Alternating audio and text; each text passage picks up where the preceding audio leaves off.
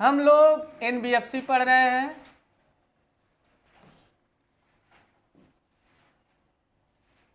हमारी है पेन सही हाँ नहीं अब ले ली। एनबीएफसी पढ़ रहे थे हम लोग। इसमें आईसीआईसीआई पढ़े, आईएफसी, एसएफसी। अच्छा एसएफसी पढ़े थे। 1951 में अधिनियम बना था राज्य फाइनेंस कॉर्पोरेशन यानी स्टेट वित्त निगम। इसके लिए 1951 में संसद ने अधिनियम बना दिया कि आप बना सकते हैं, कोई भी राज्य अपने यहाँ स्थापित कर सकता है। आप लोग यूपी स्पेशल पढ़ते हैं। बताइए उत्तर प्रदेश का राज्य वित्त निगम की स्थापना कब की गई और कहाँ की गई? कौन बताएगा? हाँ अरे वो पूरा है लेकिन आधा तो सही होगा ना। गोरखपुर माला गलत बा लेकिन पूर्ण तो सही होगा। 1954 में कानपुर में है। हाँ आधा तो सही होगा ना, आधा नंबर तो मिलबे करी। तो कानपुर में एसएफसी उत्तर प्रदेश में जो खोला गया कानपुर में राज्य वित्त निगम, इसका नाम है उत्तर प्रदेश राज्य वित्त निगम की स्थापना 1954। ये निगम क्यों है? जैसे सोनू निगम।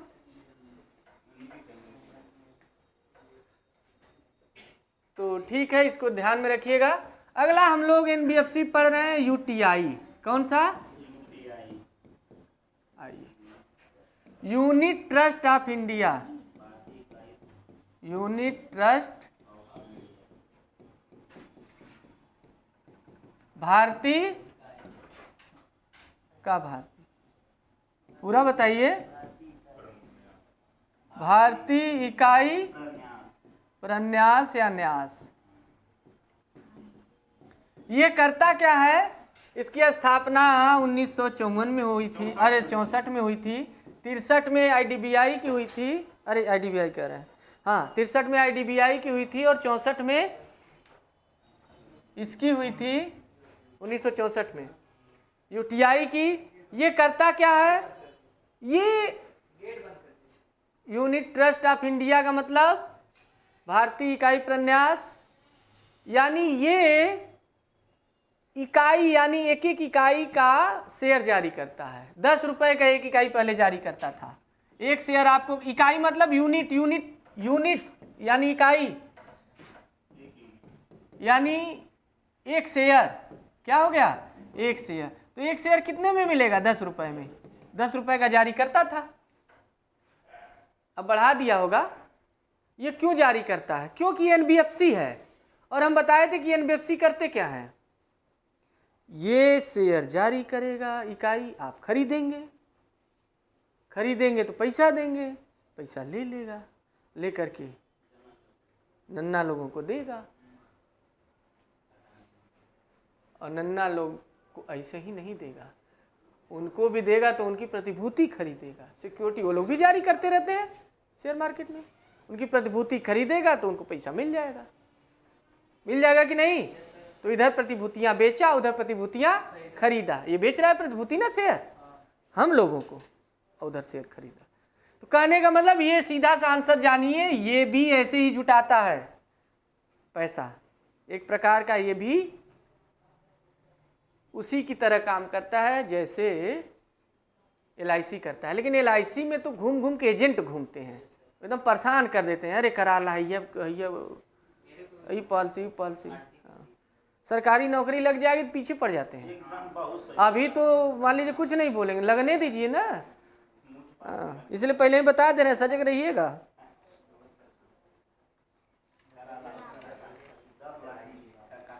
अगला आइए, ये उद्योगों को ऋण देते हैं ना। क्या करते हैं? उद्योगों को ऋण देते हैं। अगला देखिए, अब हम लोग, ये हो गया एनबीएफसी खत्म। कल खत्म हो गया होता लेकिन आप लोग चिल्लाने लगे। आज है भारतीय व्यापारिक बैंक के बारे में डिटेल में हम लोग थोड़ा सा पढ़ेंगे, कुछ फैक्ट इसके बारे में जानेंगे। उसमें देखिएगा 1870 में जो दूसरा लिखा हुआ है उसको पहला कर लीजिएगा 1770 में। हिंदुस्तान बैंक ऑफ या हिंदुस्तान बैंक की स्थापना 1770 में की गई। ये पहला व्यापारिक बैंक है भारत का, उसको 70 कर लीजिएगा। ये पहला व्यापारिक बैंक है, उसको सुधार लीजिएगा। भारत का 1770 में स्थापना किया गया। और दूसरा जो पहला लिखे हैं उसको दूसरा कर लीजिएगा काट के। दूसरा व्यापारिक बैंक बैंक ऑफ, हाँ, जनरल बैंक ऑफ इंडिया। देखिए पहला था बैंक ऑफ हिंदुस्तान, कौन था? बैंक ऑफ हिंदुस्तान यानी हिंदुस्तान बैंक। दूसरा है व्यापारिक bank general bank of India. ये सही है, जनरल बैंक ऑफ इंडिया। ये 1786 का है। लेकिन एक चीज याद रखिएगा, ये जो दोनों बैंक हैं ये अंग्रेजों ने खोल रखा है, यूरोपियन की है, भारत की नहीं है। इसमें भारत के एक व्यक्ति भी इसमें शामिल नहीं खोलने वाले।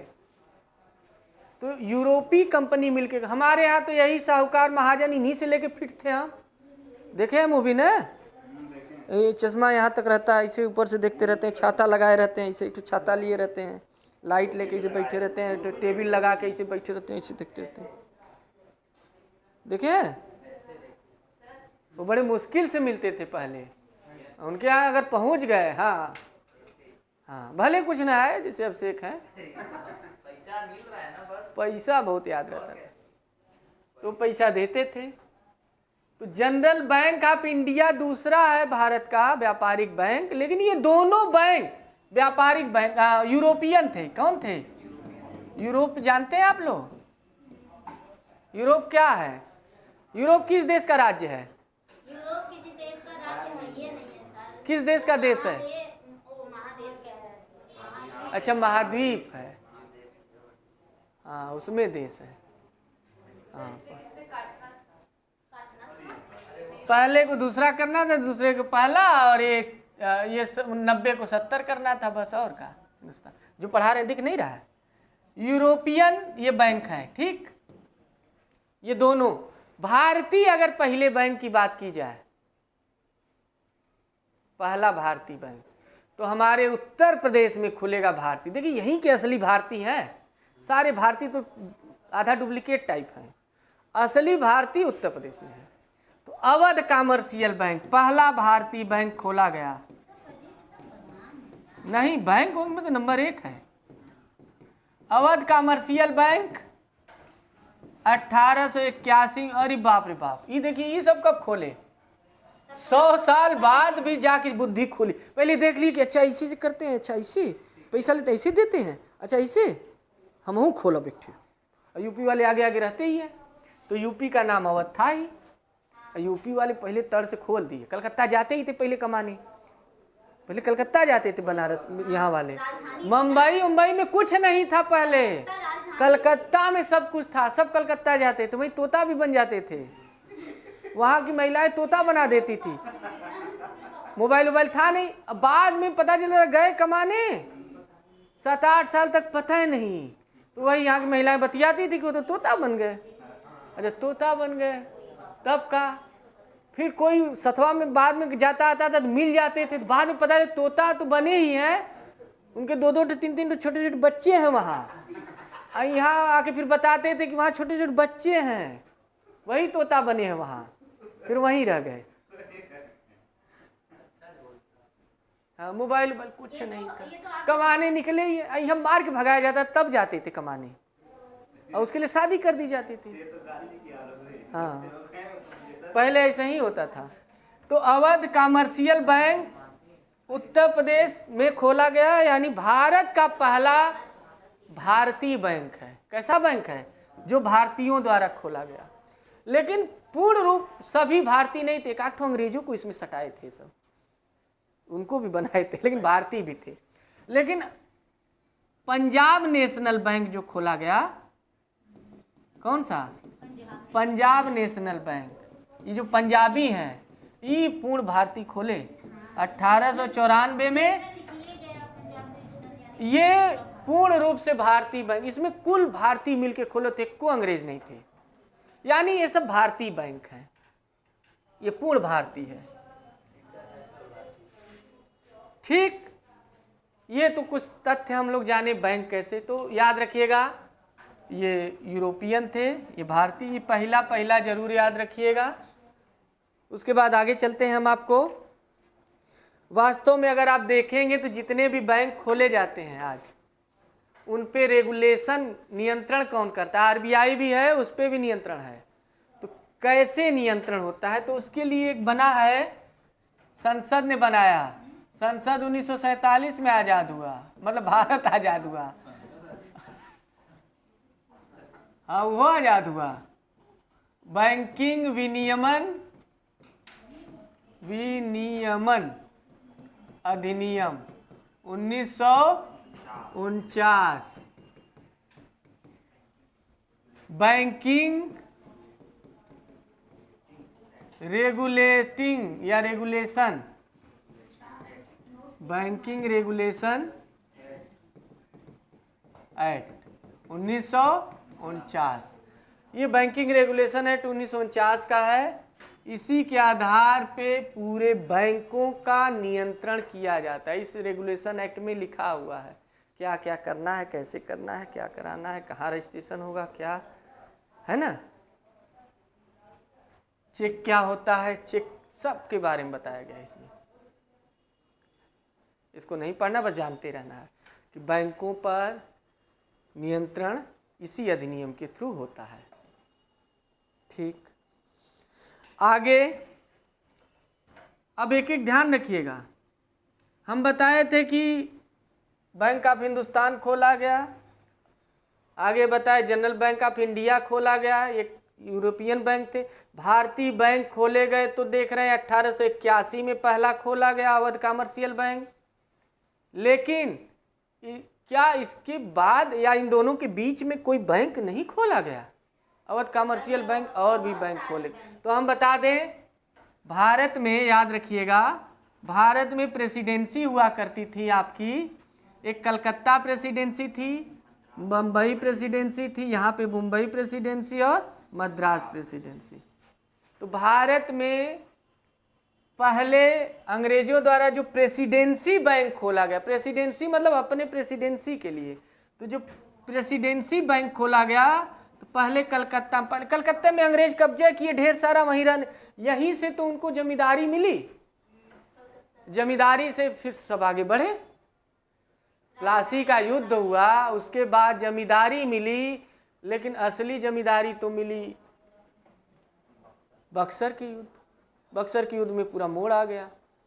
बक्सर के युद्ध से हावी हो गए 1765 में, है ना।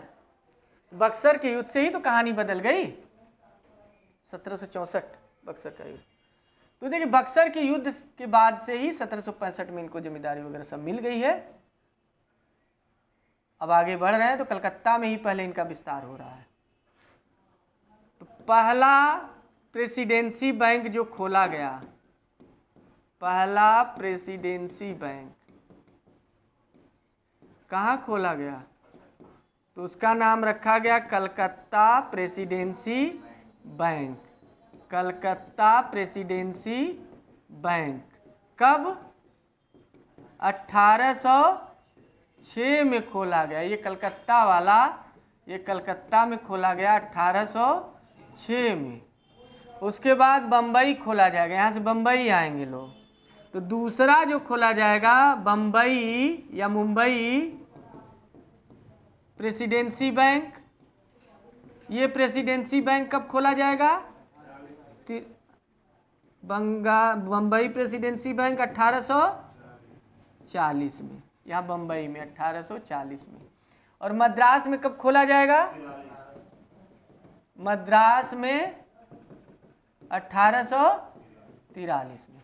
तो मद्रास प्रेसिडेंसी बैंक। और आपको हम बता दें, कभी भी आप पढ़िएगा कोई भी चीज़, पहले कलकत्ता में खुलेगा, फिर बंबई, फिर मद्रास। यही टर्म याद रखिए, गाड़ी ऐसे ही घूम के आएगी। कभी भी पढ़िएगा किसी भी चीज का। हाई कोर्ट भी जब खोला गया पहली बार तो कलकत्ता में खुला, फिर घूम के यहीं आया, है ना। यहाँ बंबई, फिर मद्रास, और चौथा घूम के इलाहाबाद में आया। तो हाई कोर्ट भी ऐसे ही घूमा है। सबसे पहले यही हाई कोर्ट खुला कलकत्ता में, फिर बंबई में, फिर मद्रास में। प्रेसिडेंसी बैंक भी ऐसे ही खुला।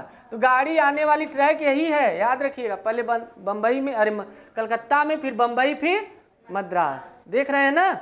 और यही तीनों बैंक, उसके बाद चौथा हाई कोर्ट तो इलाहाबाद खुलेगा। यूपी एकदम प्रेसिडेंसी में विकास हो जाए उसके बाद पहला नंबर यूपी।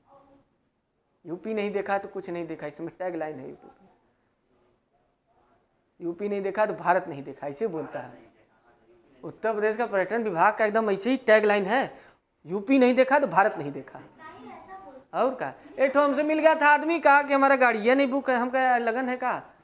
तो कहा हमारी गाड़ी बुक रहेला तो मानी ला लगन हो, ना बुक है तो ना हो।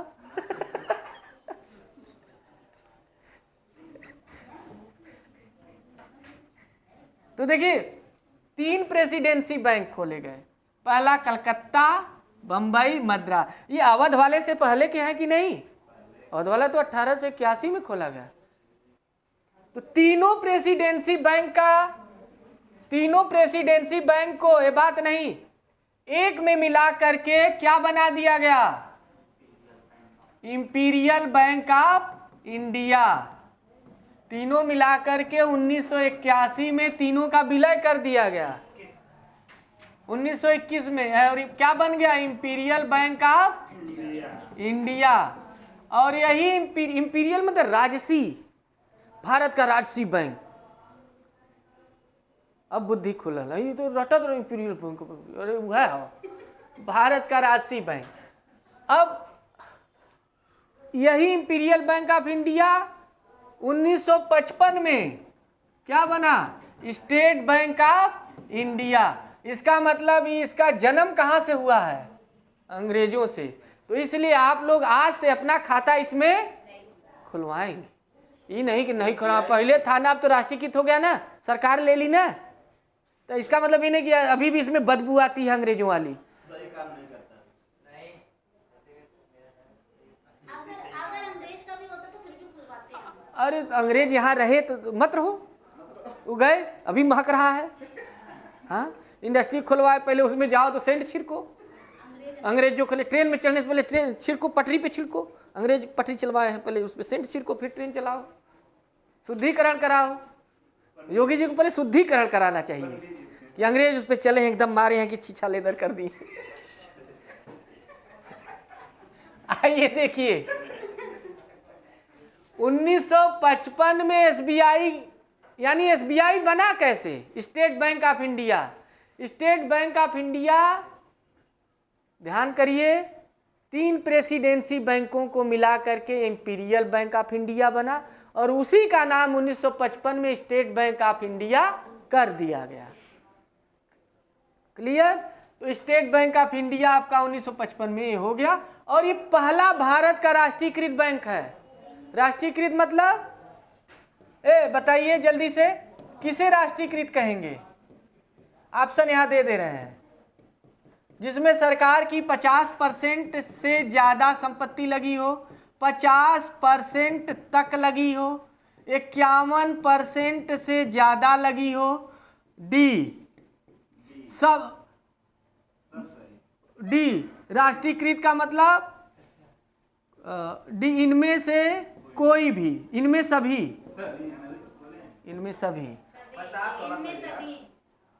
तो आपको एक बार नहीं कई बार याद करवा के भेजे हैं।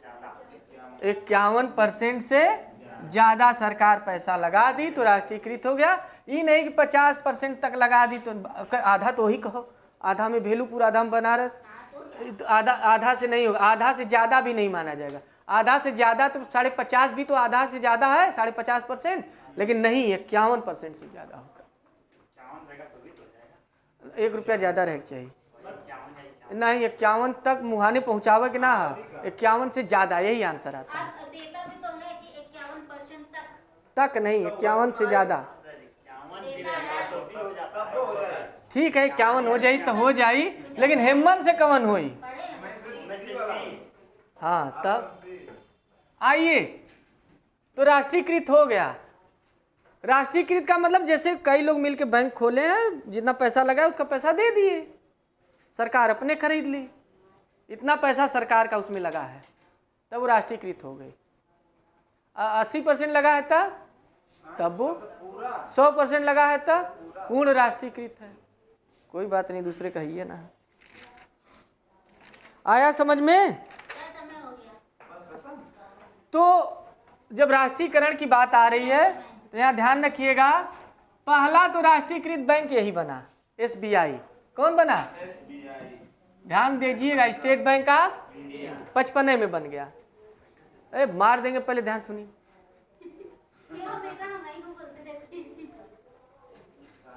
अब बहन बाकी है 1-2 मिनट तब है। और जौन भी 1969 में, कब? 1969 में 14 बैंकों का राष्ट्रीयकरण किया गया। कितने? एक साथ 14 बैंकों का राष्ट्रीयकरण किया गया। कब? 1969 में।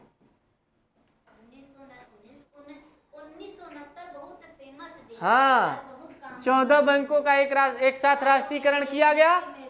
मतलब निजी लोगों का, निजी कंपनियों का पैसा, उनको जितना शेयर था वो खरीदे थे, सरकार खरीद ली, उनको पैसा उनका मिल गया। यानी सरकार ज़्यादा पैसा लगा दी 51% से, इसका मतलब राष्ट्रीयकृत हो गया। तो 14 बैंकों का एक साथ राष्ट्रीयकरण कब किया गया? 1969 में। उस समय भारत के प्रधानमंत्री कौन थे? कौन बताएगा? इंदिरा गांधी जी थी। और बीबी गिरी तो कार्यवाहक राष्ट्रपति थे, क्योंकि डॉक्टर जाकिर हुसैन मर चुके थे। तो डॉक्टर जाकिर हुसैन जब मर गए तो बीबी गिरी कार्यवाहक राष्ट्रपति थे। हालांकि फिर चुनाव लड़ेंगे ये और राष्ट्रपति बनेंगे, लेकिन इंदिरा गांधी का कार्यकाल कई बार साल भी पूछ लेता है। तो 14 बैंकों का जो राष्ट्रीयकरण किया गया, प्रधानमंत्री कौन थी? कैसे याद रखेंगे? क्योंकि 1971 का युद्ध बड़ा चर्चा में है। भारत पाकिस्तान से युद्ध हुआ और पाकिस्तान के 2 टुकड़े कर दी, पूर्वी पाकिस्तान अलग, पश्चिमी पाकिस्तान अलग। इंदिरा गांधी 1971 में। अभी तो और टुकड़े में सर। लेकिन मोदी जी तो हट गए, उनके लड़ाऊ नहीं जाएगा बाद तब वो हट गए। सही में हट की लड़ाई कौन? और का वो तो सिर्फ थोड़ा सा भौकाल था। तो इंदिरा गांधी, देखिए युद्ध याद रखें ना भारत पाकिस्तान का, और बांग्लादेश नया देश बना, तो इसी से याद रखेंगे कि 69 में इंदिरा गांधी ही रही होंगी। क्लियर? प्रधानमंत्री। और राष्ट्रपति कौन थे? कार्यपालक थे, वास्तविक राष्ट्रपति तो नहीं थे, कार्यवाहक थे डॉक्टर बीबी गिरी। हम बताएंगे इनके बारे में, बड़े खतरनाक व्यक्ति थे। और जब संविधान पढ़ाएंगे तब बताएंगे। कई लोगों को गिराए। नहीं बताओगे समय हो चुका है। और ज्यादा मतलब है का? इस समय वित्त मंत्री मोरारजी देसाई थे, वित्त मंत्री है ना, मोरारजी देसाई। फिर से लिख दें, मोरारजी देसाई। ठीक है। और आरबीआई के गवर्नर कौन थे? LK झा। आरबीआई का गवर्नर भी याद रखिएगा, पता नहीं पूछ ले। तो आरबीआई के गवर्नर LK झा।